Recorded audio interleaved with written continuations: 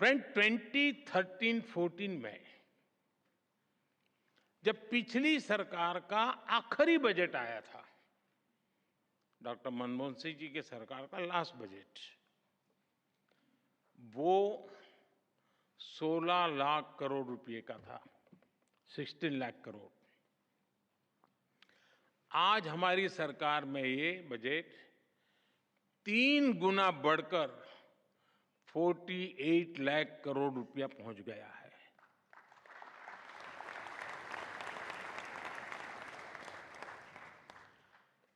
Capital expenditure, जिसे resource investment का सबसे बड़ा प्रोडक्टिव माध्यम कहा जाता है, और उसका आंकड़ा बहुत ही इंटरेस्टिंग है।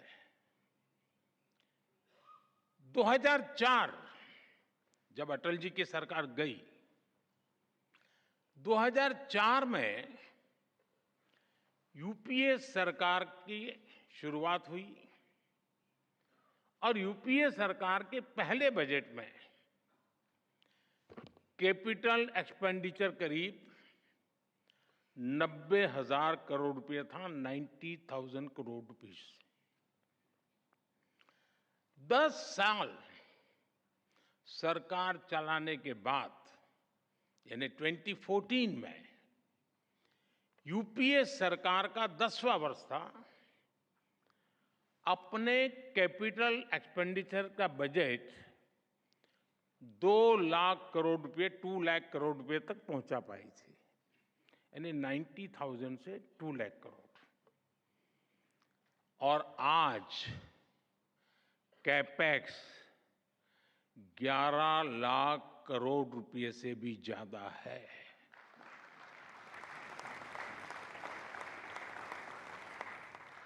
यानी 2004 टू 2014 के 10th ईयर में कैपेक्स किसी तरह दुगुने पर पहुंचा था, जबकि हमारी सरकार में कैपेक्स 5 गुना ज्यादा से बढ़ा है। और आप अलग अलग सेक्टर्स को देखेंगे तो भी आपको सटीक अंदाजा मिलेगा कि आज भारत किस तरह हर सेक्टर की इकोनॉमी पर फोकस कर रहा है। पहले की सरकार के 10 साल की तुलना में हमारी सरकार ने रेलवे का बजट 8 गुना बढ़ाया है, हाईवेज का बजट 8 गुना बढ़ाया है, एग्रीकल्चर का बजट 4 गुना से ज्यादा बढ़ाया है, और डिफेंस का बजट 2 गुने से अधिक बढ़ाया है। और साथियों, हर सेक्टर में बजट में ये रिकॉर्ड बढ़ोतरी और साथ साथ टैक्स में रिकॉर्ड कटौती करने के बाद की गई है। 2014 में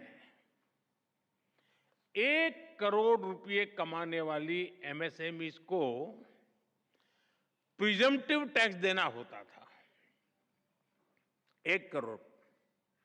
अब 3 करोड़ रुपए तक की आय वाली एमएसएमईज भी इसका लाभ उठा सकती है। 2014 में 50 करोड़ तक कमाने वाली एमएसएमईज को 30% टैक्स देना होता था, आज ये रेट 22% है। 2014 में कंपनियां 30% कॉर्पोरेट टैक्स देती थी, आज 400 करोड़ रुपए तक की आय वाली कंपनियों के लिए रेट 25% है। और फ्रेंड्स, बात सिर्फ बजट एलोकेशन बढ़ाने या टैक्स कम करने की नहीं है, बात गुड गवर्नेंस की भी है।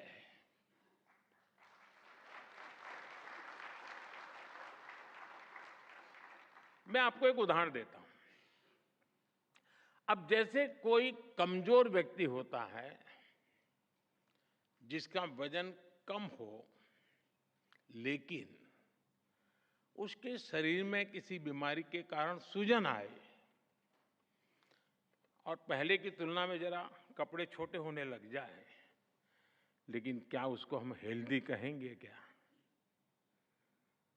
वो तंदुरुस्त है ऐसा मानेंगे? क्या वो देखने में भले ही बहुत स्वस्थ लगे, लेकिन हकीकत में तो वो कमजोर होता ही है।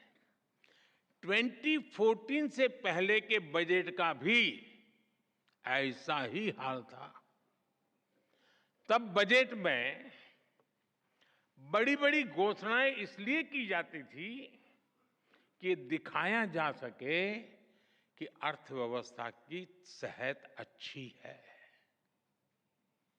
लेकिन सच्चाई ये थी कि बजट में जो घोषणाएं होती थी वो भी जमीन पर पूरी तरह नहीं उतर पाती थी।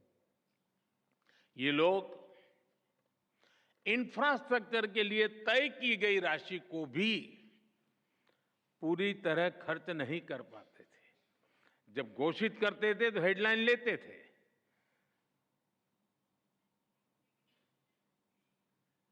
शेयर मार्केट में भी शायद थोड़ी दिखाई देता होगा।